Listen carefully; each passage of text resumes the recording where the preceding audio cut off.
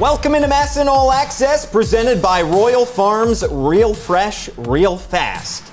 Happy draft day, Birdland, and welcome into the MASN All Access studios here in the warehouse at Oriole Park at Camden Yards. I'm your host, Paul Mancano, and we are going to be taking you up until the moment that the Orioles make their first overall selection in the 2022 MLB Draft. And I'm joined now by my co-host, Brendan Mortensen. Brendan, we got an exciting show for you today. As we get ready to have Mike Elias on shortly after the pick, we will be previewing the number 1 overall pick. And shortly after we go off air, the Orioles will have 3 more important picks to make tonight. An exciting time, especially considering the big league team is currently at 500 at the All-Star break. Yeah, really exciting time here in Birdland, Paul. As you mentioned, the big league squad is 500 entering the All-Star break. A lot of people did not think the Orioles would be in this position, and now the rich get richer with the number 1 overall selection in tonight's draft. Now, Mike Elias has said that there's a group of about 5 prospects that they have leading into that number 1 overall selection. The Orioles have been pretty secretive about who might be within that group, so the best we can do is to speculate. We're pretty sure that Drew Jones and Jackson Holliday are 2 names among those 5. They're pretty much the consensus top 2 prospects in this draft. Outside of those 2, it could be really any combination of guys like Elijah Green, Tamar Johnson, Brooks Lee, Cam Collier, Kevin Parada. You can really go down the list, but it's certainly an exciting time for the Orioles with the number 1 overall pick in tonight's draft. And if those names are overwhelming you, don't worry. We will be breaking down each one of those prospects over the coming 30 or 40 minutes as we get ready for the number 1 overall pick here in the MLB Draft. But first, let's take a look at the rundown for tonight and for the days following, as the tonight one is just day 1 of the MLB Draft. The Orioles have 4 picks tonight, number 1 overall, number 33, number 67, and number 81. And it's just the 3rd time in franchise history that the Orioles will make the first overall selection. They also have the largest draft pool in baseball and the 2nd largest draft pool in baseball history. The draft resumes tomorrow at 2 p.m. with round 3 after the rounds are completed tonight. And Brendan, this is a big night for the Orioles here as they prepare to make these massive selections. And Mike Elias talked about the difference between the last time they made the number 1 overall pick back in 2019 and tonight when they have the number 1 overall pick in 2022. It's a longer list of players in 2019. I think realistically, we went into that draft with 3 and then some dark horsey kind of stuff, but it was really 3 guys that I felt like had a real chance 8-9 days out or whatever we are right now. So it's just it's a little more a deeper list this year. Now, Brendan, you mentioned the name Drew Jones right off the top. Let's talk about Drew Jones because he is considered by most draft experts to be the top prospect in this draft. Yeah, what we've been hearing is that about 90% of scouts and evaluators seem to think that Drew Jones is the best prospect in this draft, someone with superstar potential. Now, a lot of people seem to think as well that there's kind of one tier, and that tier includes Drew Jones and Jackson Holliday. They seem to be the 2 can't-miss prospects in this draft. Now, if the Orioles want to go underslot with the number 1 overall pick, which is a strategy that they've gone with pretty often over their last few selections, there's a lot of intriguing names there. Guys like Tamar Johnson, Brooks Lee are possibilities as well. But if you're going with the best player available in this draft, then Drew Jones might be the guy. And it's not just the incredible talent he has on the field. We know that he has an incredible glove and arm out in center field. A high school outfielder who is the son of Andrew Jones, who won 10 Gold Gloves back in his playing days. But it's also his makeup off the field. And our own Tim Leonard spoke with Drew's high school coach and some people surrounding Drew about what makes him so special and why he's considered the top prospect in this draft.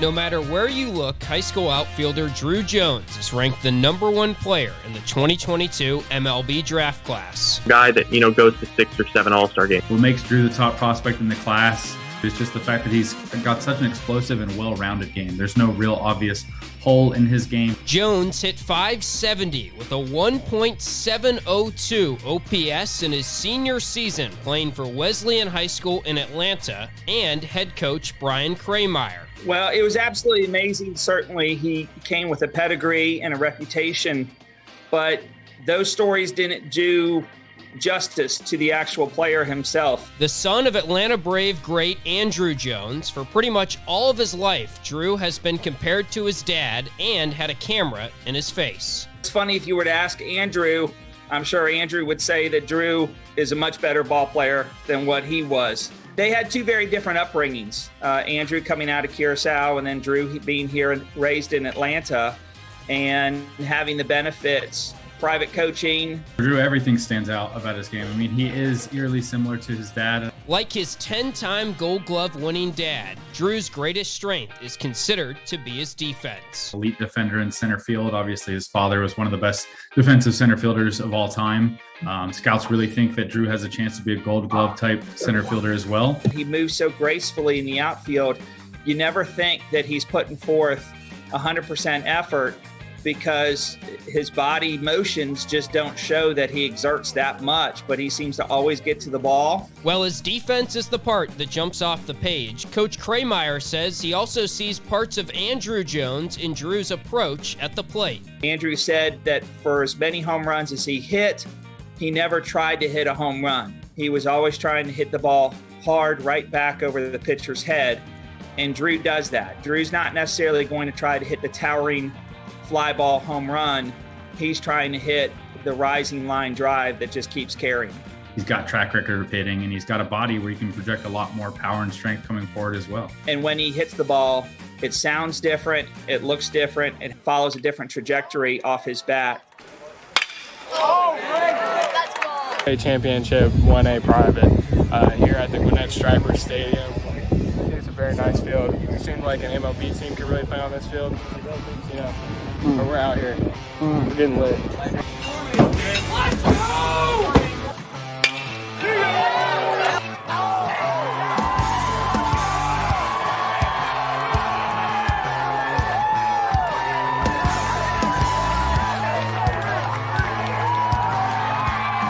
He could be a perennial all-star. I think he's one of the few players in this class who routinely gets that kind of feedback. This past season, Wesleyan High School claimed the state championship title, with Drew as their star and leader. When your best player is also your best teammate, you've really got something in that package. And he almost found more joy in his teammates' success than he did in his own. And towards the end of the state championship title game, Drew made one of his signature defensive plays. Off the bat, it was a towering shot. It was a drive that was deep in the center field. So he turned to his left and sprinted. No one thought that he'd be able to catch up to the ball, but he did within steps of the fence. And it was just very reminiscent of something that his dad would do. And it was also the moment where I said to myself that there's no doubt he's the #1 draft pick. But what might have been even more impressive is what Drew did a couple days after the state championship game ended. So I received phone calls and email requests from parents and people in the community if one of our high school players would have the time in the summer to work with their child, their son. And so I put it out to my team, and the first person to respond was Drew. Here's this guy who's getting ready for the draft in a mere matter of a month, and he's willing to give up his time to work with a 9-year-old on how to be a better baseball player. Tim Leonard, MASN All Access. Drew Jones is at the top of MLB Pipelines Big Board. This big board is presented by Royal Farms, real fresh, real fast. You see Jones at the top, followed by Jackson Holliday, Elijah Green, and Tamar Johnson. So you got 4 high schoolers considered as the top 4 prospects by MLB Pipeline in this draft class. Then there's Brooks Lee, who is the shortstop from Cal Poly, followed by Kevin Parada. So to round out this top 6, you got a couple college guys in there. But talking back about Drew Jones, what an incredible talent here at the #1 overall pick. He is considered by many to want up until or perhaps over the slot value with the number 1 overall pick, but he may just be worth it. As mentioned, he's the son of the 10-time Gold Glover Andrew Jones, number 1 prospect considered by most. He hit a cool .570 with a 1.702 OPS at Wesleyan, and he's got a 70 grade field tool per MLB Pipeline, as this Get to Know is brought to you by Royal Farms and Brendan. Drew Jones does not quite have the hit tool, perhaps, of some of the other prospects in this draft, but there's a reason he's going to want to command that money, and it's because of his incredible talent. Yeah, you mentioned the hit tool, Paul. That's a 55. But if you look at MLB Pipeline at the rest of his tools, I mean, across the board, it's pretty unbelievable. He's got a 60 in power, 65s and 70s, pretty much across the board. You saw the 70 graded tool in fielding. He's got that in running as well, and then a 65 arm. So Drew Jones, even if the hit tool might not be where some of the other prospects are in this draft, he's still an incredible talent. And because he's such a good talent, he might command the most money at the top of this draft. And we know Mike Elias has said in the past he wants to maximize the entire draft. Of course, he wants to hit that number 1 overall pick, but he wants to maximize the draft as a whole and use that money wisely. And if he does decide to use that money wisely by not spending the entirety of his slot value for that number 1 overall pick, that doesn't mean that the Orioles are being cheap by any means. It just means that they're going to save some of that money for later on in the draft, whether that means drafting and signing somebody over slot at number 33, number 67, at number 81, or any one of their later draft picks. We've seen it in the past where they take a high schooler like a Kobe Mayo and they sign him above slot value in order to keep him from going through with his commitment to college. But if the Orioles decide to not use their entirety of their slot value with the number 1 pick, it's a path that Mike Elias has used before, but he's comfortable going the other way as well if the talent is there. Here's Mike Elias talking with reporters a few days ago about how they intend to maximize this massive bonus pool. It's a longer list of players in 2019. I think realistically, we went into that draft with 3 and then some dark horsey kind of stuff, but it was really 3 guys that I felt like had a real chance 8-9 days out or whatever we are right now. So it's just it's a little more a deeper list this year.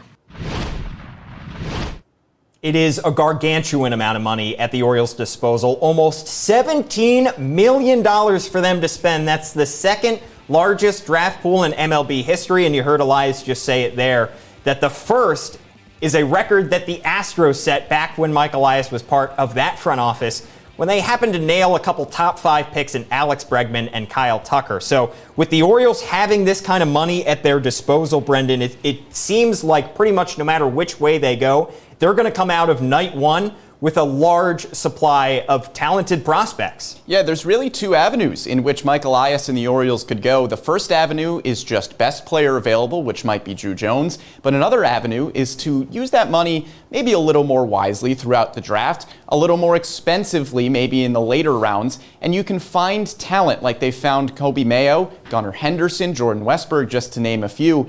And one route that the Orioles might be able to go with the number 1 overall pick to do that is Tamar Johnson. He's somebody who offers a pretty good balance of somebody who has a lot of potential and might be a pretty good value money-wise at the number 1 overall pick. And let's not shortchange Tamar Johnson. He still has a ton of that potential. He's been called one of the best prep hitters in decades. He's got a 70 graded hit tool per MLB Pipeline. So even if the Orioles go under slot with Johnson, it's still an exciting pick. And we know that he is at least in the mix for this number 1 overall pick because the Orioles hosted Tamar Johnson just about a month ago here at Oriole Park at Camden Yards for a workout as he took some swings from the batting cage from home plate at Camden Yards to show off that incredible left-handed swing from one of the younger guys in this draft at just 17 or 18 years old, coming from Mays High School. And for more on Tamar Johnson, our own Tim Leonard caught up with Tamar to talk about what he is looking forward to as we get closer and closer to this draft.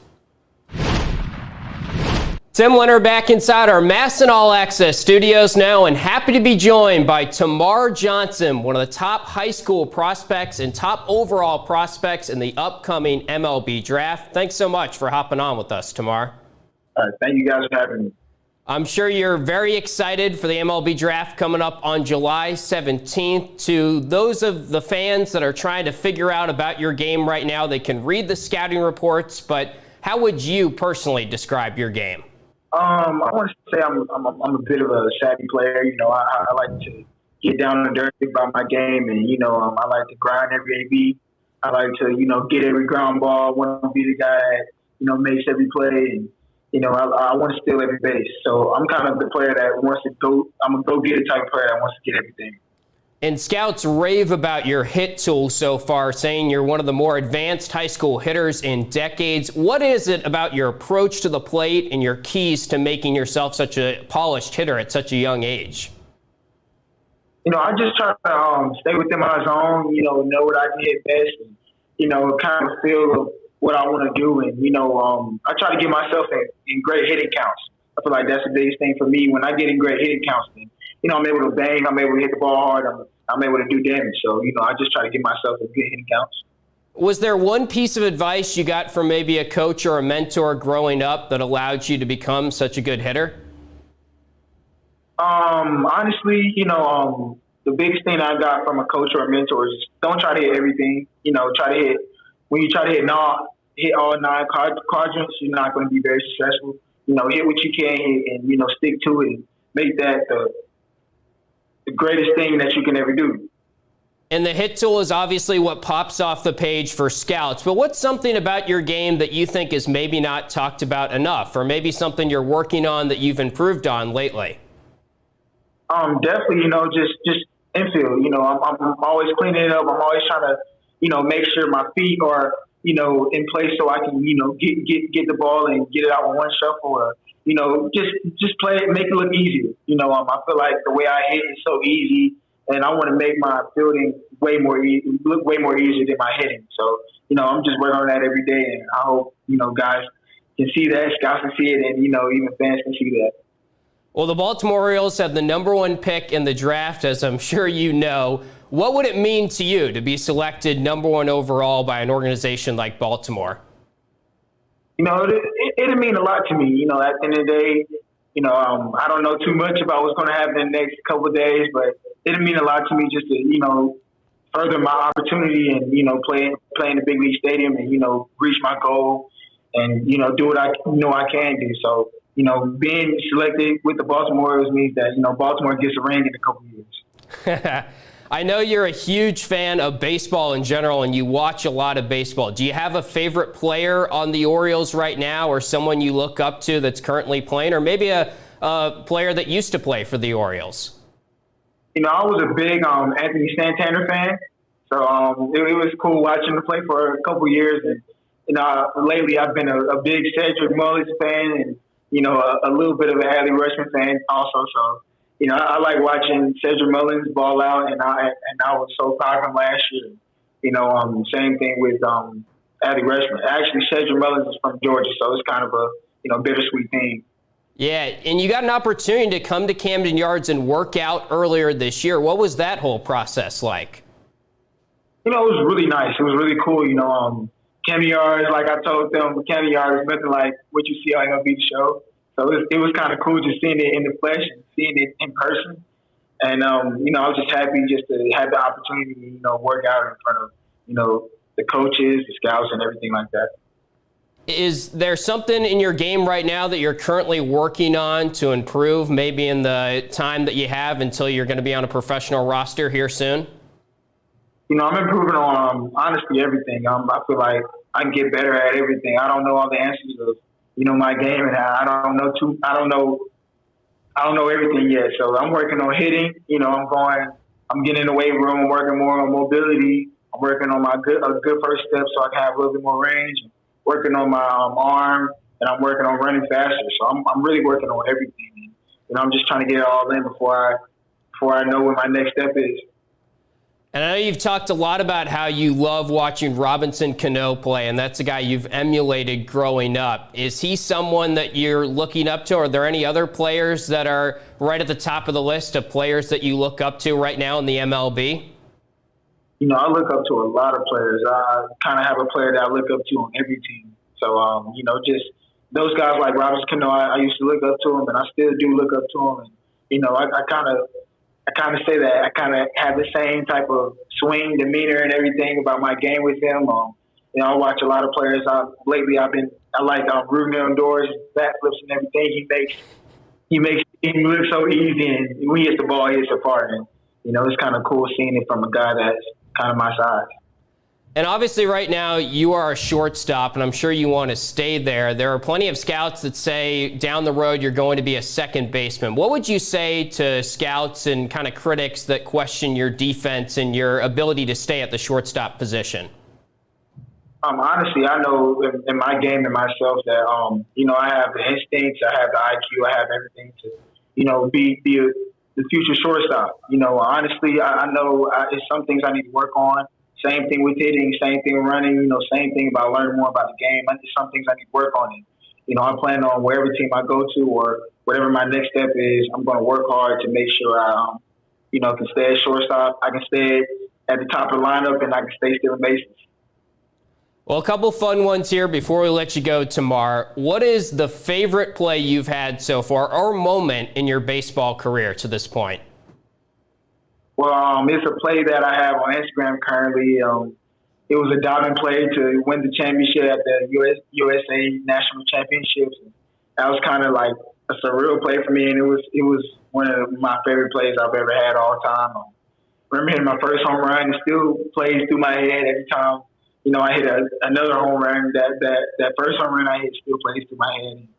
You know, it's just a lot of moments in baseball, man. I feel like recently my most favorite moment was that home run that I hit at Tropicana. That was so cool to me.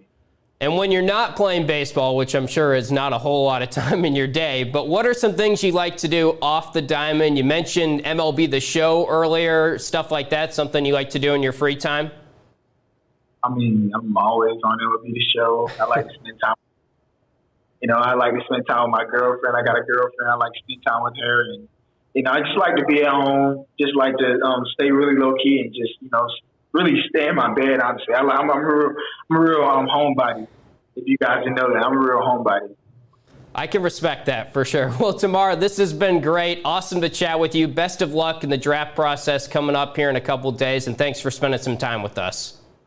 Thank you guys so much.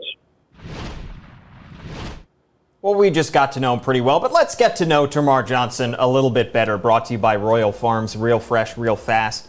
Considered the best pure hitter in this draft class and perhaps the best pure hitter in decades. But Brendan, the question is his defensive position, if he's a second baseman long-term instead of a shortstop. Yeah, Paul, he's currently playing shortstop in high school. Johnson's a smaller guy. He's listed at 5'10". That might be a little generous. He's not the most athletic guy in the world, while he is athletic. So most scouts believe that he will probably have to move over to second base. But if you're selecting Tamar Johnson with the first overall pick, you're selecting him because of the bat. You're not selecting him because of the defense. If he has to move to second base, that's fine if the bat is as good as a lot of people have said. And Mike Elias has only taken college hitters with his three first-round picks, I should say, since he took over in Baltimore. He has not gone with a high schooler this high since he took Gunnar Henderson in the second round back in 2019. So the question is he really willing to go with a high school hitter number 1 overall? And when he spoke with the media, he didn't shy away from the possibility of taking a high schooler, but he acknowledged there is a little bit more certainty when you're taking a college guy. Listen, I loved taking high school hitters. You know, we don't do it left and right willy-nilly, but I think that we look back on the drafts that Sig and I have been big parts of here, or with the Astros. It's a pretty good group of high school hitters. So, you know, we've got some in the mix at the top. I'm sure there'll be some in the 33 to whatever the next pick, 42 range is, that we'll like, and we'll see if they get there. Beyond that, I mean, a couple of years ago, you know, we took Darryl Hernandez in the 5th round, and you know, but they start becoming less signable as the draft goes along, and you know, they kind of fall off the board just because they end up going to college with the money dwindling as the draft goes along. So it's usually your first couple of picks. where it happens. It was Adley Rutschman in 2019, Heston Kjerstad in 2020, and Colton Cowser in 2021. All three were top 5 picks, and all three were college bats. We know that Mike Elias is not considering any pitchers for the number 1 overall pick, as the industry has largely eschewed pitchers when it comes to this 2022 draft class in the top 5 or 10. But you've got a lot of interesting high school players there that could be in consideration, and it might just be too tempting for Mike Elias to go with what he's gone with the last 3 years in a college guy. Well, that's the thing about this draft, Paul. If you want one of the maybe top 3 or 4 guys in this class, it might have to be a high school player. But Mike Elias said it's not that they're afraid to draft high school players. It just takes a little bit more evaluation. You've got to really extrapolate to what you think they might be doing 5-6 years down the road, whereas a college bat is a little more safe. But we've seen the Orioles select high school bats if it's the right guy. We've seen it with Gunnar Henderson and Kobe Mayo, and that's worked out pretty well. It did work out pretty well. The question is money again, and it's a lot of unknowns when it comes to this draft class, how much each guy is looking for with that number 1 overall pick, how much they're willing to sign for. And typically when you have a guy later on in the draft who's a prep bat, he's looking for an overslot deal, and we saw that with Gunnar Henderson. We've seen that with Kobe Mayo back in 2020. But when you're talking about a high schooler at the top of the draft, it's not necessarily that he's looking for an overslot deal, and especially when it comes to somebody like Tamar Johnson, he could be looking for underslot because unless he signs an underslot deal, he's not going number 1 overall. Yeah, and that could give the Orioles some more flexibility in a very deep draft class to sign somebody overslot a little bit later on. Now, we saw the recent draft picks, and I want to point out 2019 when the Orioles selected Adley Rutschman. He was probably the best player in that draft, but the Orioles were still able to sign him under slot value. We mentioned before that most scouts and evaluators seem to have Drew Jones as the best player in this draft, but some have Jackson Holliday. And Holliday might provide the Orioles with a good opportunity to have a little bit of the best of both worlds. Maybe he's the best player on their big board, and maybe he comes at a little bit of a discount where they're able to get a top guy in this class, but they're still able to spend a little bit more money later. Yeah, have your cake and eat it too, and that's the opportunity that Jackson Holliday could present for the Orioles. He's the son of Matt Holliday, the 7-time All-Star in the Bigs, an incredibly talented youngster who has all the tools that you would look for in a number 1 overall pick. He has the defense, he has the offense, he's got the speed to back it up, and he plays a premier position at shortstop. And our own Tim Leonard spoke with the incredibly impressive Jackson Holliday just a few days ago about what it would mean to be taken number 1 overall. Tim Leonard back inside the MASN All Access studios now, and happy to bring in one of the top prospects in the upcoming MLB draft. That is Jackson Holliday, the shortstop. Jackson, thanks so much for taking some time with us. Yeah, thank you. So I'm sure you're like many Orioles fans counting down the days until July 17th in the MLB draft. Just what has this entire draft process been like for you so far? It's been pretty easy for me. My family has handled it great, and I've just been trying to enjoy it and just be a kid for the next few weeks. So to Baltimore Orioles fans that maybe haven't gotten a chance to see you in person, everyone can read the scouting reports, but how would you describe your game?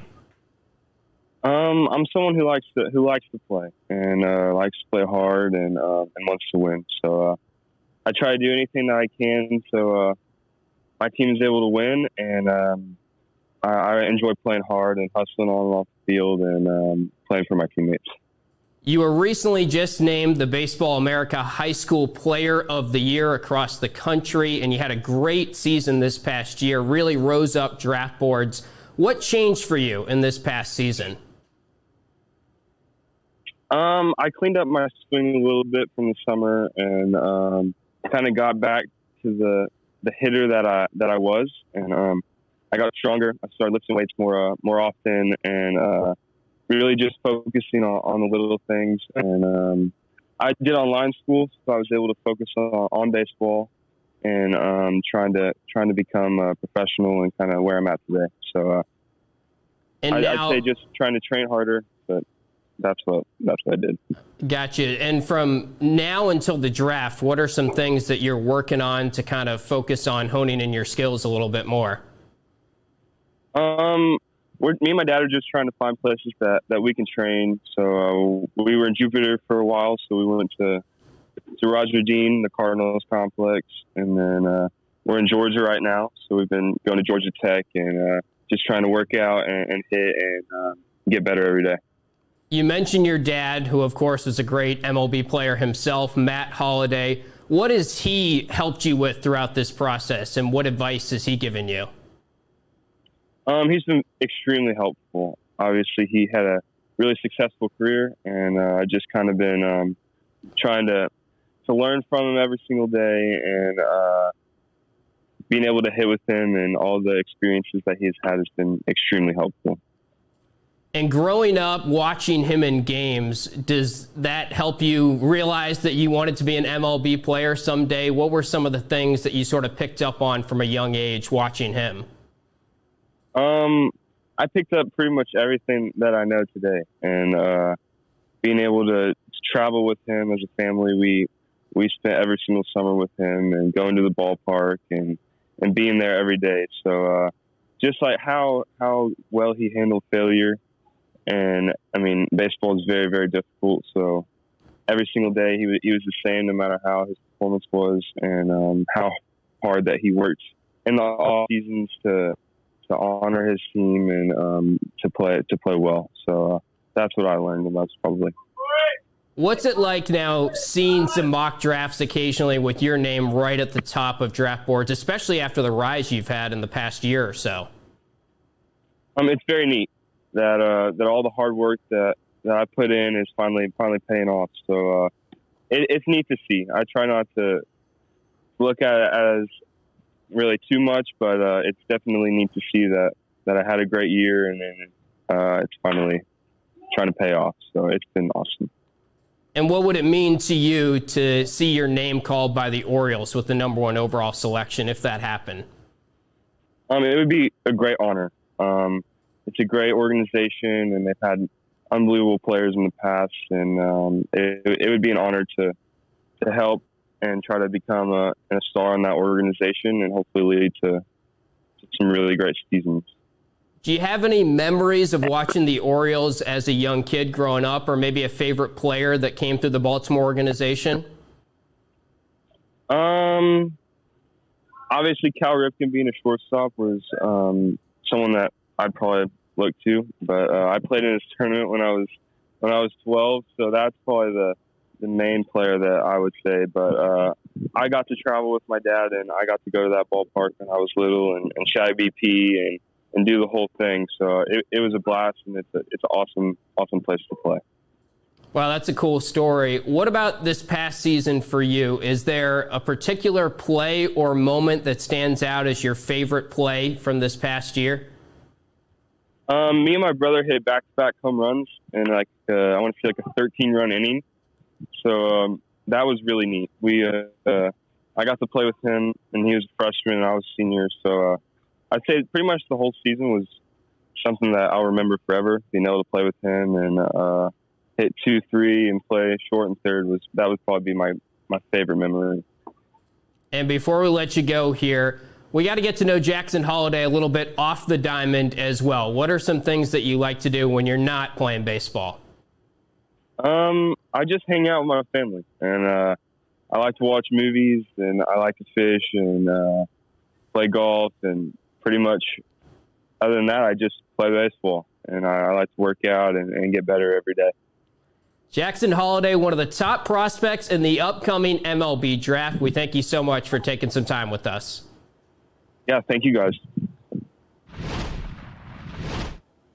Jackson Holliday, one of the premier talents in this draft class, comes from great bloodlines, as mentioned, son of Matt Holliday, considered by MLB Pipeline to be the #2 prospect in this draft. He broke JT Realmuto's national high school record for hits. He's committed to Oklahoma State, but it seems like if you give him and offer him the right amount of money with the #1, #2, #3 overall pick, that he might stay away from that commitment to Oklahoma State and sign with whoever drafts him.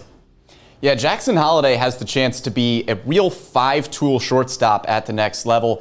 And the thing that allowed him to really rise up draft boards this year was his hit tool. He hit at an amazing rate his senior year in high school, and that's something that the Orioles have looked at over their past first-round selections. Kjerstad, Kauser, Rutschman, they have all had outstanding bat-to-ball skills, and that's clearly something the Orioles value pretty heavily when looking at their first-round picks. And a traditional wisdom would say that you go up the middle with some of your first-round picks. You try to take catchers, middle infielders, and center fielders. We saw in 2019 that Mike Elias took Adley Rutschman, a catcher. In 2021, he took Colton Kauser, a center fielder.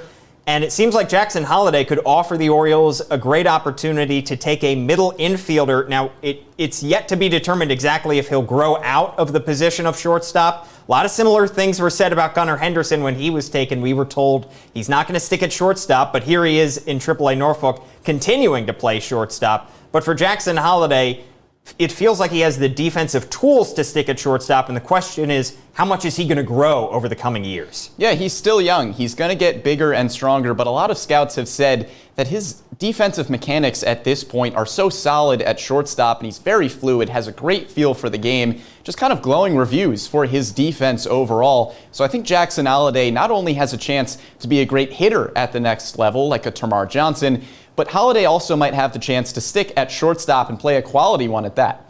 7:11 Eastern Time, which means the Baltimore Orioles are officially on the clock with the #1 overall pick in the MLB draft. Keep those comments along as we are live on Facebook, on MASNsports.com, and on YouTube. We want to know who you think the Orioles should take with the #1 overall pick. But Brendan, you just mentioned that Jackson Holliday was able to vault himself into the conversation for the #1 overall pick because of his bat. And just a few days ago on the MASN All Access podcast, we had Orioles Director of Draft Operations Brad Selick sit down with us and discuss which tools he considers the most important when evaluating a position player. And here's what he had to say about which of the 5 he tends to prefer. To dig further into that kind of tools question when it comes to position players, just philosophically, I'm curious from your perspective. You have the 5 tools available to you, but if all 5 are equal, is there one that you think should take priority over those 5, whether it's hit tool, power, speed, any one of those 5? Probably have to say the bat, man. You know, if you can hit, get on base, drive the ball, there's always room in the lineup for you somewhere. They'll find a spot for you to play. You heard it there, the bat. And if the Orioles do intend to go with somebody who has a premier hit tool, we already talked about Tamar Johnson earlier in this show, but Brendan, I want to talk about Brooks Lee for a moment because he may be the best college player in this draft, and it starts with his outstanding hit tool. Here are his stats at Cal Poly while he was playing for his father over those 3 seasons. Hit .351, 25 homers. The power isn't quite what it is with some of these other top prospects, but the OPS is right there, and he's going to get on base via the walk and via the base hit. So when you talk about guys who make great bat-to-ball contact, Brooks Lee has to be near the top of your list. Yeah, the Orioles have gone the college hitter route in the past, and they might do the same thing with this #1 overall selection with Brooks Lee. As you mentioned, Paul, he might be one of the best college hitters in the nation. He's a switch hitter. He's been fantastic all season long at Cal Poly, was hitting the cover off the ball. And at the Cape Cod League, which if you don't know the Cape Cod League, that's where a lot of top talents in the college ranks will go to play. So he was facing some of the top pitchers in the nation in that league, and he hit over 400. Yes, in a small sample size of just 29 games, but that just goes to show the quality of bat that Brooks Lee has. Brooks Lee considered one of the best college hitters in this draft. We already talked about Tamar Johnson, who is another one of these outstanding high schoolers who has excellent bat-to-ball skills and improving power. But Brendan, of all the guys that we have talked about, we've covered who we think are the top 5 or 6 guys that the Orioles are considering with the #1 overall pick. But are there any dark horses that you think Mike Elias might be considering with the #1 pick?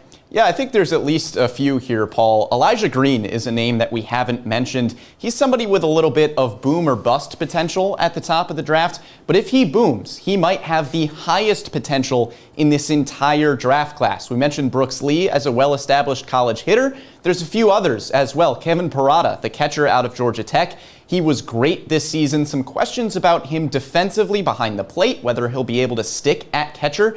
But I think Kevin Parada has such a good bat that he's at least in consideration for the number 1 overall pick, even if he's not incredibly likely. Another guy with some defensive questions, Jacob Berry. Doesn't really have a position at LSU, but he was awesome. Jacob Berry, I think, has a legitimate case to be the best hitter in college. He could be a possibility with the Orioles' number 1 overall pick as well. And we just got the news from Commissioner Rob Manfred, and it is Jackson Holliday taken by the Baltimore Orioles with the number 1 overall pick. A high school shortstop, the son of the 7-time MLB All-Star Matt Holliday, and he is coming to Baltimore to be a fixture in the Orioles rebuild. Brendan, I want to get your thoughts on this because we talked about early on in this show him being the best of both worlds, somebody who may not be signed for as high a dollar amount as a Drew Jones, but somebody who may offer just as much potential defensively at shortstop and offensively at the plate as a Drew Jones. Well, look, Paul, every evaluator has said that this draft class is really deep. And at the top pick, the Orioles wanted to both maximize their value there and maximize the value later on in the draft. And I think with Jackson Holliday, like you said, you're getting the best of both worlds. You're getting a player that a lot of scouts have said might have a case to be the best player in this draft, even better than a Drew Jones, but you also might be saving a little bit of money that you didn't have to spend on a Drew Jones, and you can use that money later on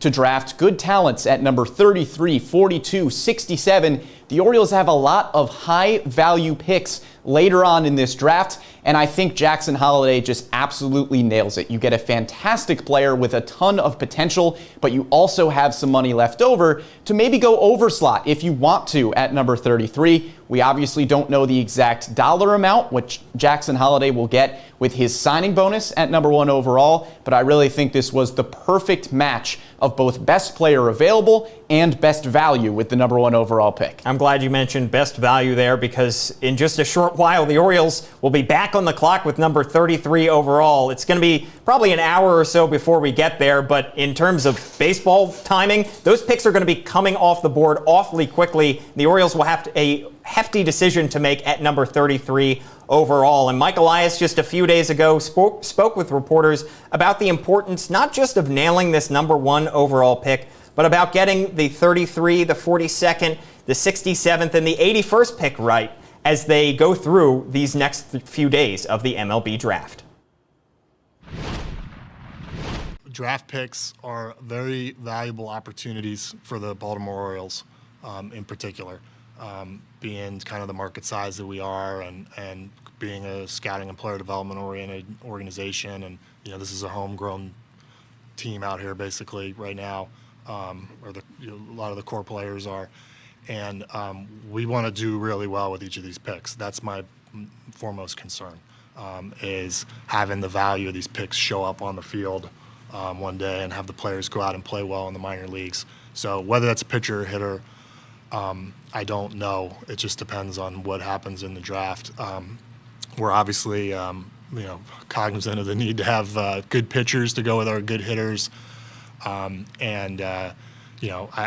think there are myriad avenues for bringing those pitchers in. It's something I've touched on before, but it's not something that we're going to lose sight of. But it's also not something that we're going to force the use of our draft picks on, is I think what I'm saying.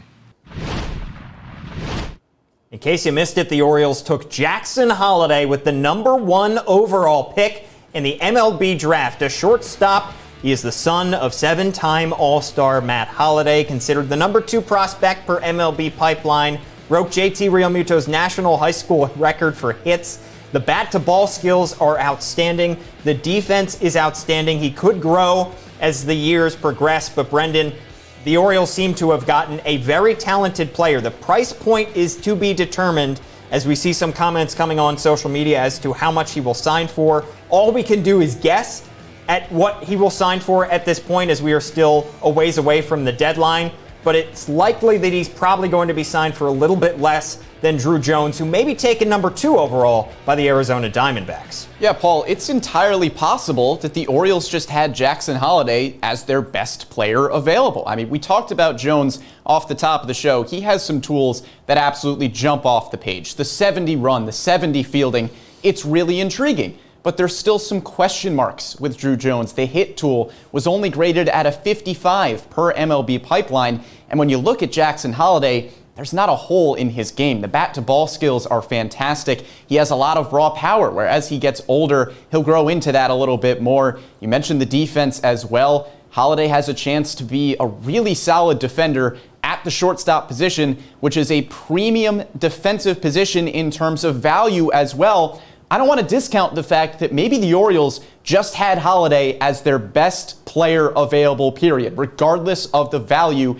at which he will sign for. And you talk about high schoolers not having as much certainty as college players, and when you have that uncertainty of taking a high schooler, maybe it makes sense to take somebody who is just a little bit cheaper, who you feel like is in the same tier as a Drew Jones. Maybe he isn't quite as high as a Drew Jones on your big board. Maybe he is, but if he isn't and he costs just a little bit less, it makes sense to get the guy at a slight discount if that's what he signs for, while also getting a premier talent here. And clearly the guy has just about every box checked. Makeup, we know that he is the son of Matt Holliday. He grew up around the game. He's somebody who takes it very seriously. There was an article earlier on ESPN.com by Jeff Passan about just how much he's grown and learned from his dad over the last few years. He was 3 years old as a toddler, going around in big league clubhouses, learning from the pros back then, and he has taken it with him every step of the way. And somebody who has really learned and grown a lot over the last few years and prepared himself for this kind of moment, because look back a year ago, he was not considered a top prospect in this draft. And not that it's a formula by any stretch, but look around baseball right now, and there are a lot of sons of former MLB players having a ton of success. Vladimir Guerrero Jr., Fernando Tatis Jr., Bo Bichette, just to name a few.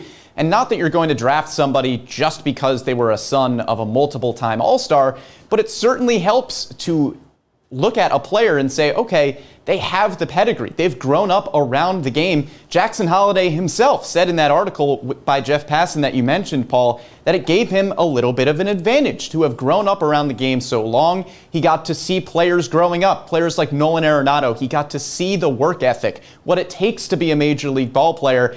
Jackson Holliday has been described as one of the can't-miss prospects in this draft, and the Orioles got one at number 1 overall. And I just want to reiterate exactly what it means to sign a guy under or over slot. The Orioles go into this draft like every other team with a certain amount of money at their disposal.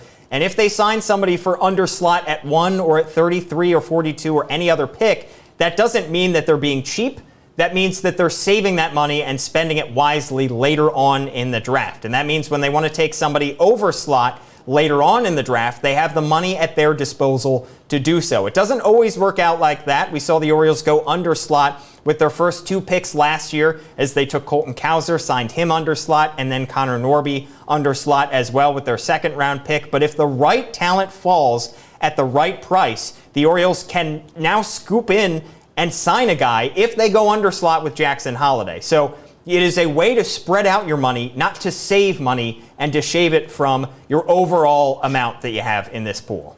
Right. The MLB draft is complicated, and not to shame anyone for not understanding or maybe saying that this is the cheap way to go, but the monetary value that you have in the draft, it's not like you're taking it from free agency. It's just the amount of money that you have for the draft. It starts at the beginning of the draft and it ends at the end of it. It's as simple as that. So you either use the money or you don't. And if the Orioles do sign Jackson Holliday to an underslot deal at the number 1 overall pick, it's only providing them the flexibility to maybe entice a high schooler away from college with a little bit more money, maybe an overslot signing down the road with the other high value picks that the Orioles have tonight. And we know that the Orioles are in need of depth in their organization, across the organization. Despite having the #1 farm system in all of baseball, it can always get better. And pitching depth is an important topic here. I saw some comments on social media during our live show. Keep commenting along. We want to hear your thoughts about the Orioles adding some pitching depth. And maybe this is an opportunity for the Orioles to sign #1 overall pick Jackson Holliday under slot, and then save some of that money in their massive draft pool to sign some pitchers over slot later on in the draft. So perhaps the Orioles are intending to address pitching later on in the draft, and perhaps they feel they can lure some high school pitchers away from their collegiate commitments, and by offering them some more money, they can do just that. Yeah, this is a really, really deep draft class, Paul, and you mentioned the pitching. There's some intriguing pitching names that the Orioles could be looking at later on tonight. Kumar Rocker is obviously a very big name. We don't really know where Rocker is going to go in this draft. We've seen him go as high as 15 in some mock drafts, or maybe he could fall to number 33 at the Orioles selection. Owen Murphy is another name that the Orioles have been linked to a lot. He's a Notre Dame commit. He's actually a really good two-way prospect. Could go as high as maybe the 5th round if he were only a third baseman. But the pitching ceiling is really high. That's where many scouts believe that he'll make his money at the big league level. He's got a lot of quality pitches. The fastball is good. He has a good feel for his breaking ball. Owen Murphy is a name to keep an eye on as the Orioles get later on in this draft. So the Orioles take Jackson Holliday, the high school shortstop, with the #1 overall pick. But they will be back on the clock later tonight with the number 33 overall pick. And if you recall, just a few years ago, a guy by the name of Gunnar Henderson, another high school shortstop, was taken right around that range back in 2019. And right now, he's considered a top 5 prospect in all of baseball, according to MLB Pipelines. So don't sleep on the Orioles pick at number 33 or 42 or the other 2 picks as we go along here tonight. And when it comes to Gunnar Henderson, he has grown and improved so much since being an over-slot selection back in 2019 that he has put himself in the conversation of being the Orioles' potential shortstop or third baseman of the future.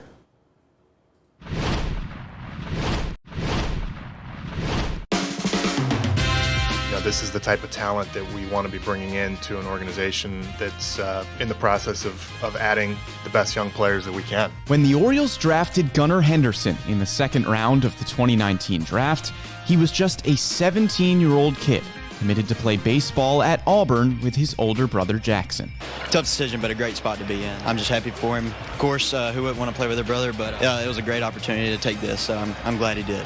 The now 20-year-old Henderson has since flown up rankings, becoming a consensus top 100 prospect in baseball. Just how high is the ceiling for the young infielder? After a great 2021 minor league season, the Corey Seager comparisons might not be too lofty. The 6'2 left-handed hitter crushed Delmarva with a .944 OPS in 35 games. Things were coming easy, but Henderson wouldn't tell you that. Being able to have a good routine, like taking care of your business and just letting, honestly, the work that you put in speak for itself, because the work you put in is ultimately the results you'll get out. Upon his promotion to Aberdeen in late June, Henderson was greeted with early struggles. Just 1 hit and 17 strikeouts in his first 31 at-bats.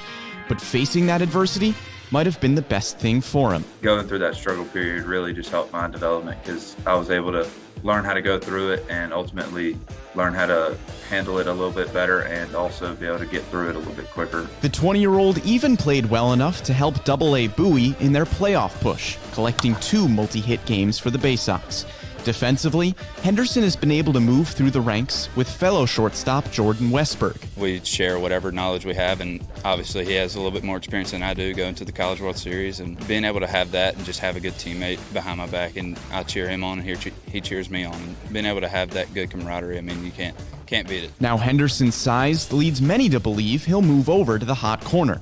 But the O's believe that the move will come from choice, not from need. The more versatile you can be, it also helps the position that you are normally playing, so I feel like it helps. Henderson is trending towards becoming a big part of the O's infield of the future, and he's learning all the right lessons along the way. What's been the biggest growth for you as a player? Definitely going through the struggles. I mean, being able to go through that at this age, I mean, it's a blessing in disguise. Everybody's going to go through those stretches again, but being able to limit those separate the good from the great players. Well, if you're following along on Facebook or YouTube, I would like to formally apologize for jinxing the Kumar Rocker pick. A really surprising turn of events as Rocker goes 3rd overall in the MLB draft. That's a shocker at number 3, but let's keep talking about these Orioles shortstops in the system. They just added another very good one in Jackson Holliday. We just learned more about Gunnar Henderson. There's another Orioles shortstop that just joined the top 100, and that's Jordan Westberg. He was the 30th overall selection in the 2020 draft when the Orioles went a little bit underslot, selecting Heston Kjerstad with their first-round pick. But Jordan Westberg, this year especially, is absolutely raking at AAA Norfolk. He's turned himself into somebody that the Orioles could see as another possible shortstop of the future.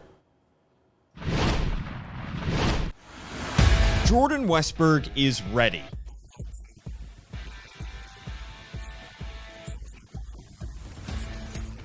His confidence is understandable. Westberg was a top performer on an SEC powerhouse, then a day 1 draft pick. He's a guy, he's got power, he's got above average speed, he can throw. Westberg has proven his game can translate well to pro ball. And after excelling in the minors, there's little doubt he'll get a shot to succeed at the highest level at some point soon. In 3 seasons at Mississippi State, Westberg accounted for 1/2 of the best double play combo in college baseball. The other half was another highly touted infielder, Justin Foscue. This past year we were roommates, best friends, and I just think we have a good understanding of each other. We're kind of similar personality-wise and kind of similar on the field as well. Both were selected in the top 30 of the 2020 MLB draft, a testament to the pair's talent and potential. You look at the history of the draft, and middle infielders, especially shortstops from the SEC conference, from the big conference schools, every round they're the smartest pick you can make when you get a chance, and you should really grab as many as you can, and we really like Westberg. Westberg's advanced approach got him promoted not once, but twice in his first pro season. Grand slam for Jordan Westberg, landing him in Bowie by the end of 2021.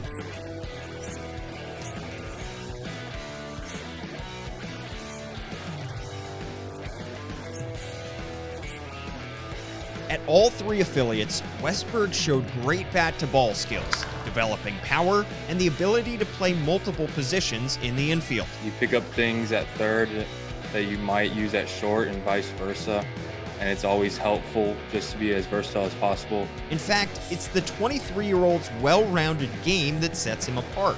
Westberg fields, hits, and runs all at an above-average level. Whereas other prospects rely on 1 or 2 outstanding tools to get them over the top, Jordan Westberg succeeds because every area of his game is solid. Yeah, I try to pride myself on being good in every aspect of the game. I know my game. I'm not going to jump off the board in a certain tool. I control what I can control. I just try to be Jordan Westberg and play as hard as I can. And now that he's just a step away from the bigs, he's more eager than ever to get the call. Well, Gunnar Henderson, Jordan Westberg, and now Jackson Holliday talk about some potential shortstops of the future for the Baltimore Orioles. And of course, that number 1 overall pick is important. You want to nail that one. But I want to take you back to the offseason when the Orioles made a trade with the Miami Marlins. They sent Cole Sulser and Tanner Scott to the Marlins, and in exchange, they got pick 67. You might be thinking that pick 67 probably doesn't mean all that much in the grand scheme of things, but that's where they got Kyle Stowers a few years ago. He was the 71st overall pick and has now turned himself into an integral part of this Orioles rebuild. You don't have to look hard to find signs of improvement from Orioles prospect Kyle Stowers. And it's hit in the air to center field. He might have done it again. He's watching it fly. 448 feet. The outfielder was bigger, stronger, and flat out better in 2021 than the last time we saw him. Stowers, of course, leading the farm in home runs and RBIs, extra base hits. But Stowers' biggest area of growth can't be found on a stat sheet. That's one thing that I've improved on a ton this year is even when things aren't going so well early in the game, my confidence in myself and my belief in finishing that game strong doesn't waver. Stowers' breakout season is reason enough to get excited about his potential, but it's the 24-year-old's impressive makeup that makes his ceiling as high as he wants it to be. Stowers was in the 5th inning of a game against Fresno State when his name was called in the 2019 MLB Draft. It made for a memorable moment. Kyle joined Stanford teammates Andrew Dashbaugh and Maverick Handley at short-season Single-A Aberdeen a few weeks later. You go into pro baseball and to experience it with 2 of your closest friends is really nice because it adds a little comfortability off the bat. Stowers' first pro season was somewhat of a struggle. The former competitive balance round pick hit just .216 in 55 games. For me, learning how to flush things and go to the next day and not allow things to snowball was kind of a little more difficult to do than I thought, but at the same time, you need those experiences to learn from. But the time off in 2020 afforded him the opportunity to take a step back. Kind of the nice thing about the year off is it kind of forces you to put things back into perspective, and just kind of went into the year with no expectations and only just hoping to stay healthy and allow myself to just enjoy playing baseball again. I think that kind of playing with that no pressure mindset has helped a lot for me and carried me through the season. Stowers looked like a much improved hitter in his second stint in Aberdeen to start 2021, but it was at AA Bowie where he took off. And Stowers hits it in the air to center field. Got a lot of it. Back to the wall goes De La Rosa. It's up and it's gone! Stowers, a 2-home run night! The California kid mashed 17 homers in just 66 games. That ball is well out of here. A home run for Kyle Stowers. Matt Blood and the Orioles front office had seen enough. Stowers got the call to AAA Norfolk with a month left in the minor league season. The promotion did little to slow his production. That ball's carrying, and that ball has left the yard. Another home run for Kyle Stowers, his third with the Tides. 3 weeks later, Stowers and Rutschman were honored at Camden Yards as the Orioles minor league co-players of the year. To win it alongside Adley, who's one of my best friends, and someone I just love playing the game with and love being around. I think that makes it even more special. Stowers' 27 homers in 2021 has sent him rocketing up prospect rankings, but Kyle's growth mindset never has him thinking too far ahead. We're not getting too caught up in the past and not allowing that to kind of weigh us down, but rather using it as a way to learn and progress. So the Orioles able to find some value a little bit later on in the draft, as well as at the top of the draft. And in case you missed it earlier, our own Tim Leonard was able to talk with Jackson Holliday, the Orioles' #1 overall pick. So let's hear from the newest Baltimore Oriole. Tim Leonard back inside the MASN All Access studios now, and happy to bring in one of the top prospects in the upcoming MLB draft. That is Jackson Holliday, the shortstop. Jackson, thanks so much for taking some time with us. Yeah, thank you. So I'm sure you're like many Orioles fans counting down the days until July 17th in the MLB draft. Just what has this entire draft process been like for you so far? It's been pretty easy for me. My family has handled it great, and I've just been trying to enjoy it and just be a kid for the next few weeks. So to Baltimore Orioles fans that maybe haven't gotten a chance to see you in person, everyone can read the scouting reports, but how would you describe your game? I'm someone who likes to play and likes to play hard and wants to win. So I try to do anything that I can so my team is able to win, and I enjoy playing hard and hustling on and off the field and playing for my teammates. You were recently just named the Baseball America High School Player of the Year across the country, and you had a great season this past year, really rose up draft boards. What changed for you in this past season?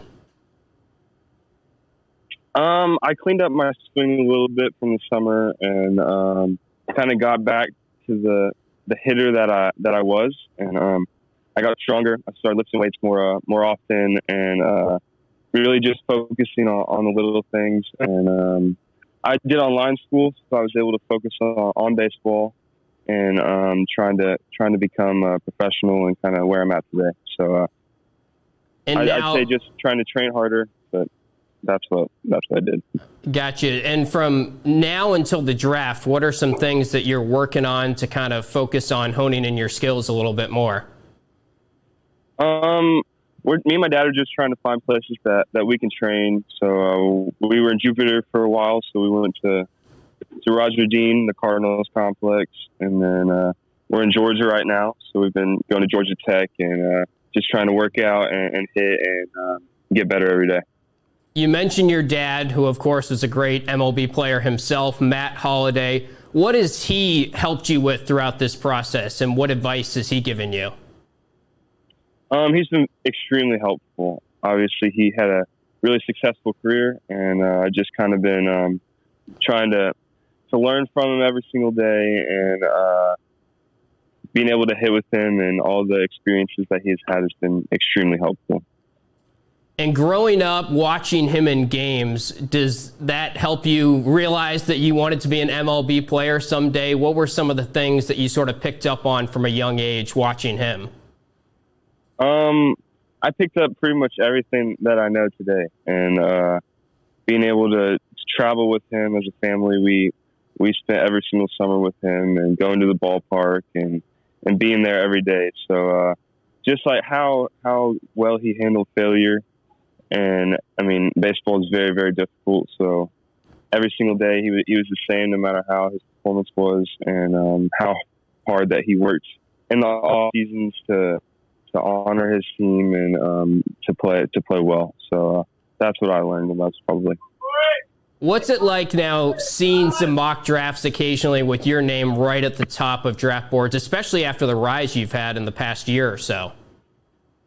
It's very neat that all the hard work that I put in is finally paying off. So it's neat to see. I try not to look at it as really too much, but it's definitely neat to see that I had a great year, and then it's finally trying to pay off. So it's been awesome.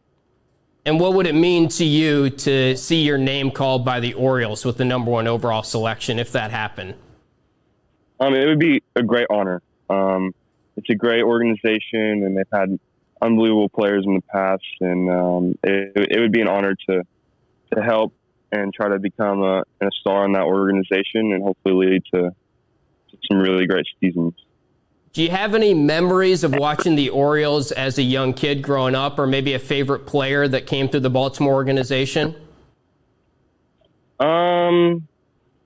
Obviously, Cal Ripken being a shortstop was someone that I'd probably look to, but I played in this tournament when I was 12, so that's probably the main player that I would say. But I got to travel with my dad, and I got to go to that ballpark when I was little and shag BP and do the whole thing. So it was a blast, and it's an awesome place to play. Wow, that's a cool story. What about this past season for you? Is there a particular play or moment that stands out as your favorite play from this past year? Me and my brother hit back-to-back home runs, and I want to say a 13-run inning. So that was really neat. I got to play with him, and he was a freshman, and I was a senior. So I'd say pretty much the whole season was something that I'll remember forever. Being able to play with him and hit 2-3 and play short and third would probably be my favorite memory. And before we let you go here, we got to get to know Jackson Holliday a little bit off the diamond as well. What are some things that you like to do when you're not playing baseball? I just hang out with my family, and I like to watch movies, and I like to fish and play golf, and pretty much other than that, I just play baseball, and I like to work out and get better every day. Jackson Holliday, one of the top prospects in the upcoming MLB draft. We thank you so much for taking some time with us. Yeah, thank you guys. Well, that was Jackson Holliday, the newest member of the Baltimore Orioles organization. And make sure you're sticking around here on MASN All Access. We'll hear from Orioles Executive Vice President and General Manager Mike Elias in just a few minutes. But in the meantime, it's not just the amateur player draft where the Orioles have been building this successful farm system. They've also been finding players in the Rule 5 draft to help bolster the major league team. And our own Paul Mancano broke down how Mike Elias and company have been successful in finding quality players in unusual places. Let's be honest. The Rule 5 draft doesn't exactly dominate headlines. The event has long been an off-season afterthought tagged onto the end of December's winter meetings. But Orioles beat writers know better than to skip the thing by catching an early cab to the airport, as much as Rock would like to. Baseball winter meetings are over, and the lobby is clearing out. It's almost over. It's almost over. Baltimore has taken at least one player in the Major League phase of the Rule 5 draft every year since 2006. Why? Because it makes too much sense not to. They look at this as something where you can go out and bolster the farm system long term, or you can get a guy, cost controlled, major league minimum salary, who can really help a team. And that's something that the Orioles have done better than anybody. The draft has been around in some form since even before the World Series. Today, it's a way to get a look at intriguing prospects from other organizations at a low cost. If you have the roster spot, if there's anyone that you kind of like, there's no reason not to kind of take a chance on this. As is the nature of the event itself, the Orioles' Rule 5 draft record is a collection of hits and misses. Rule 5 guy, they're trying to figure out a way to keep him because they like that much about him. But you can include fan favorites Ryan Flaherty and Joey Rickard among the O's successes. A fast outfitter, good on-base percentage. The Orioles like him. We'll see if he can make the team and stick. We know they like to make Rule 5 picks. 4 years before he was the 2020 Most Valuable Oriole, Anthony Santander was plucked from Cleveland as a raw but toolsy single-A outfielder. You bring him in, you take a look, and Santander especially is coming off right shoulder surgery apparently. But there's time, and you evaluate him, and then you figure it out. Under Mike Elias, the Orioles have taken 6 players in the Rule 5 draft, 2 position players, and 4 pitchers. Richie Martin was Elias' first pick, taken number 1 overall from the A's in 2018. After an encouraging rookie season, injuries have slowed Martin's progress. Richie Martin has a broken bone in his wrist. My heart goes out to him. He worked so hard to have a really good he had a great off season. 2019 selections Brandon Bailey and Michael Rucker, both righties, were returned to their original teams in spring training. 2020 first-rounder Max Aroller only made it to June before he was sent back to the Reds. So you go from A-ball to Yankee Stadium, Major League debut. But the O's appear to have found a steady piece in second-rounder Tyler Wells. This is a guy that he can pitch really at any time. He could close if he had to. Recent history tells us the O's will likely continue to utilize the Rule 5 draft, even after building a winning roster. But for now, it's a low-risk path to acquiring young talent. Now, as the number 1 overall selection, Jackson Holliday has a chance to be one of the top prospects in the Orioles farm system and one of the top prospects in all of baseball. But as the Orioles continue to grow some of this homegrown talent, Cedric Mullins is a name that comes to mind where he wasn't really a high draft pick, but he's still a quality player that was able to come up through this Orioles farm system and really develop in the minor leagues. Steve Molesky was with him on his path all along the way and broke down how Mullins went from kind of an unheralded prospect in the Major League draft to somebody who is capable of a 30-30 season.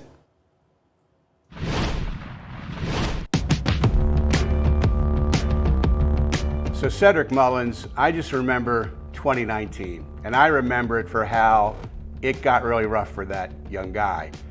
And it looked like a door could be closing on a major league career before it hardly opened. It was rough. I think in terms of, the entirety of my career, even when I was younger, never, had that much of failure. So it was humbling, being able to go back to square one and, just see what created success for, the future. If you remember, he was center fielder on opening day. He's hitting .094, and before you know it, he's with the Tides. And not long after that, he's with the Bay Sox. He's back at AA, and he started the year as a center fielder, the heir apparent to Adam Jones, and it didn't work out for him. And that could have ruined that kid, and it probably would have ruined a lot. Mentally, emotionally, that's tough to come back from when you fall 2 levels. So late that year, I covered Bowie in the playoffs, and I interviewed Cedric, and I interviewed the coaches about Cedric.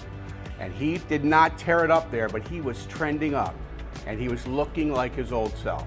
And it was like, okay, he's hitting Bowie now. That doesn't mean he's going to hit Baltimore. But in talking to him late that year, he just had a self-assurance. And you could tell he had a great attitude about resurrecting his game, making the improvements he would need to make. And I just remember leaving Bowie thinking, I'm not writing this kid off. He's going to be heard from yet. And in 2020, he had an okay year. He kind of established himself a little bit. And then, of course, we know what happened in 2021 when he just, breakout times 10, man. Mullins hits this one high and deep. Center field at the track. This one is gone. There is history. Cedric Mullins stands alone. The first Oriole ever with a 30-30 season. Top 10 MVP and the player he's turned into. And so you got to have a lot of guts on the inside to do what Cedric did and not get buried and not let 10 outfielders in an organization loaded with good ones pass you by. And he didn't. So that's so impressive to me. And I've told him that story, and I know he knows coming from a guy who's known him since the beginning, because I interviewed him in Aberdeen too, 13th round draft pick out of Campbell way back in the day. But seeing him do that. Mullins at the wall, and he got it! Are you kidding? No way! Special player, and so now the world knows that with what Cedric Mullins is doing. And let's take a look at MLB Pipeline's Big Board. Drew Jones was the top player available according to MLB Pipeline. He goes at number 2 overall to the Arizona Diamondbacks. Of course, Jackson Holliday was the first overall pick by the Baltimore Orioles. The potential 5-tool shortstop will now be joining Baltimore's organization. The number 3 prospect on MLB Pipeline's Big Board just went off the board at number 5 to the Washington Nationals. Many scouts have said that Elijah Green has pretty massive boom or bust potential, but if he's able to hit his boom, hit his ceiling, then Elijah Green could end up being maybe the best prospect in this draft. He has a rare combination of both speed and power, so the Nationals get a really high potential player at number 5 overall with Elijah Green. Tamar Johnson goes number 4 overall to the Pittsburgh Pirates. Again, we mentioned Tamar Johnson's hitting ability. Scouts have said, and get this is a real comparison that a scout made, said that he had the plate discipline of Wade Boggs and the bat-to-ball skills of Vladimir Guerrero Sr. That is just a ridiculous comparison for MLB Pipeline's 4th-ranked prospect in Tamar Johnson. He goes number 4 overall to the Pittsburgh Pirates. And if Johnson is able to live up to that hype as a hitter, then the Pirates may have just selected a fantastic bat at number 4 overall. It's all high school guys. You see Brooks Lee and Kevin Parada as the 5th and 6th ranked prospects on the big board. Lee and Parada have yet to come off the board in tonight's MLB draft. We talked about Brooks Lee a little bit, the switch hitting shortstop from Cal Poly. He's able to hit from both sides of the plate really, really well. Some question marks about his defense at shortstop, but Lee projects as a great major league hitter. Just some question marks about that defense. Speaking of questions at defense, there is Kevin Parada, the Georgia Tech catcher.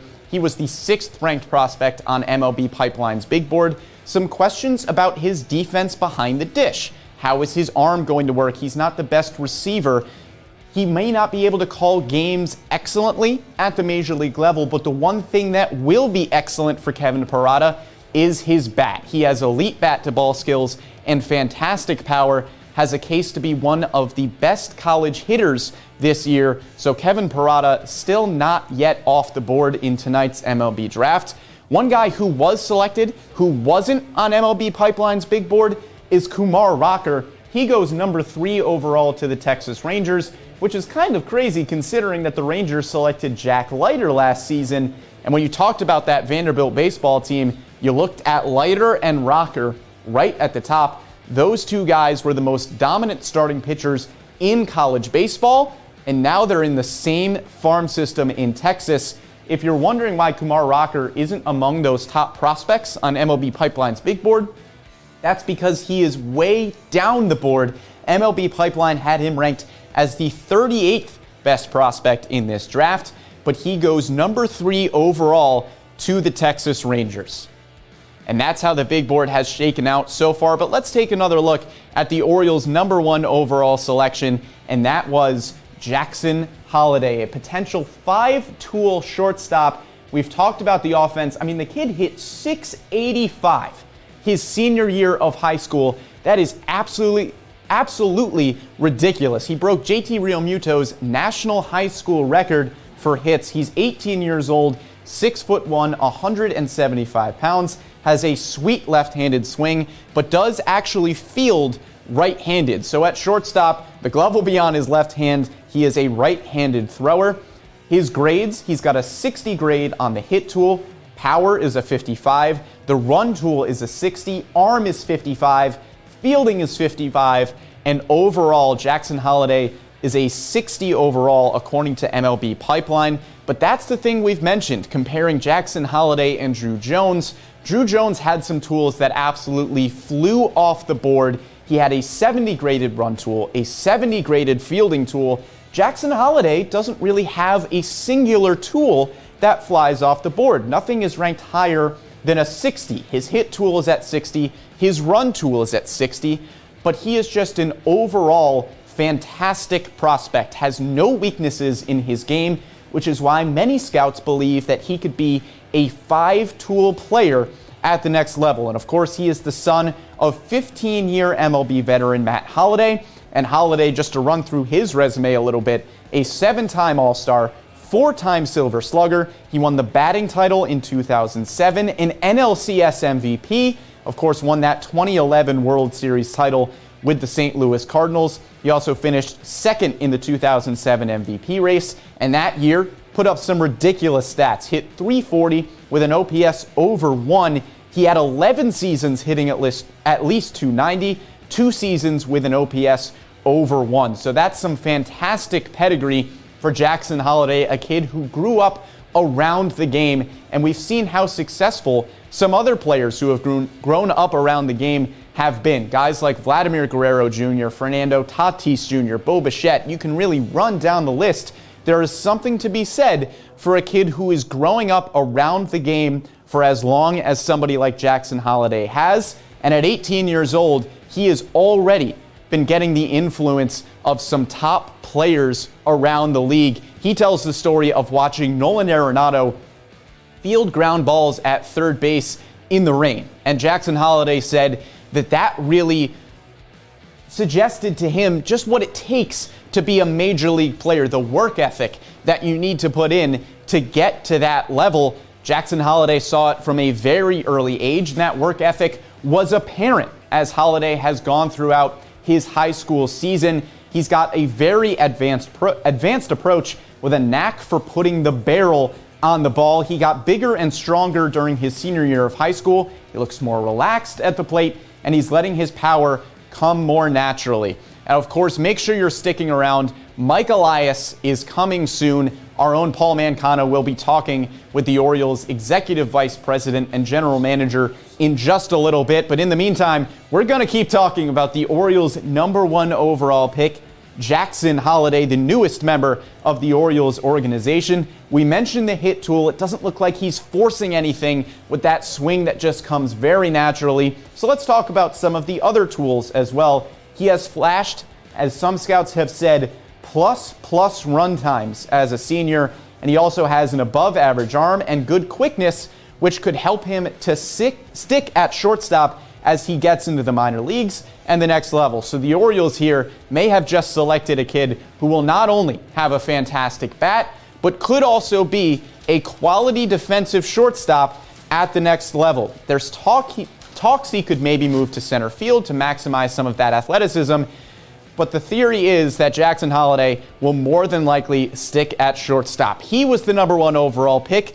He is the newest member of the Baltimore Orioles, and now we are pleased to be joined by Mike Elias, the Orioles Executive Vice President and General Manager. Let's get it up to Paul Mancano. Joined now by Orioles Executive Vice President and General Manager Mike Elias after making the #1 overall pick in Jackson Holliday. And Mike, first question for you. You like to keep things close to the vest, but at what point today did you decide that Jackson Holliday was going to be the pick? Well, we decided that he was our favorite player a good bit ago today, but the way that the business part of the draft shakes out, it's often not a certainty who you're actually selecting until seconds before the pick is due. I'm just very happy that it went to plan. We got the player that we really wanted with this pick.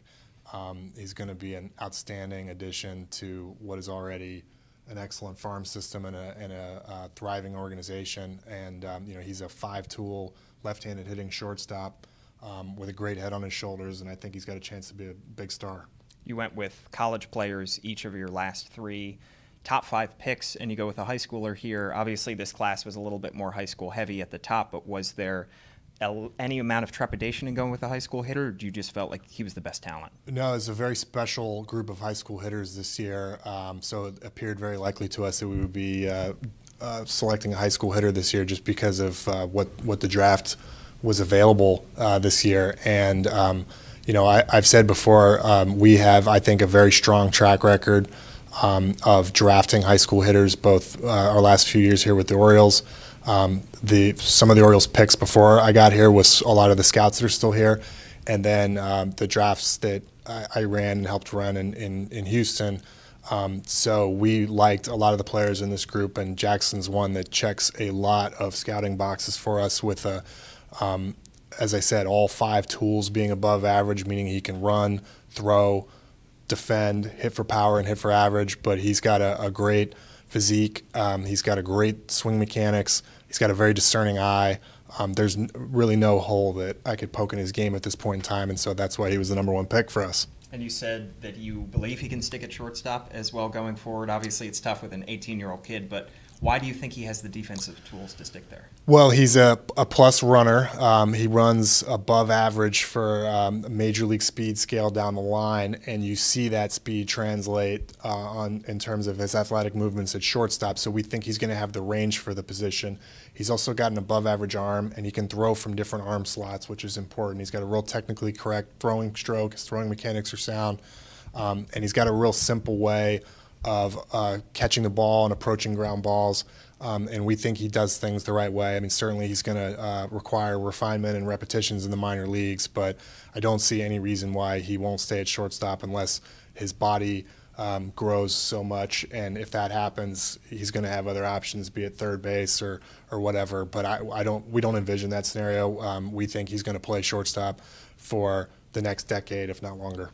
And obviously we're ways away from any of these guys signing or coming to terms with any agreement, but you're back on the clock at 33. Do you feel like with the player that you selected that you left yourself a good amount of your enormous draft pool to be able to make some selections later on and potentially sign some guys over slot? Yeah, we're certainly not going to be limited, and so we'll be able to attack the board with the best players that we can. And we got a big night of work ahead of us. As you mentioned, we're picking 33rd, then right again at 42, and then we got to pick in the 60s. So it's a big night for the organization. Busy night ahead. We'll let you get out of here. Thanks so much for joining us. Thanks, Paul. Orioles Executive President and General Manager Mike Elias joining us here from the warehouse. Back to you, Brent.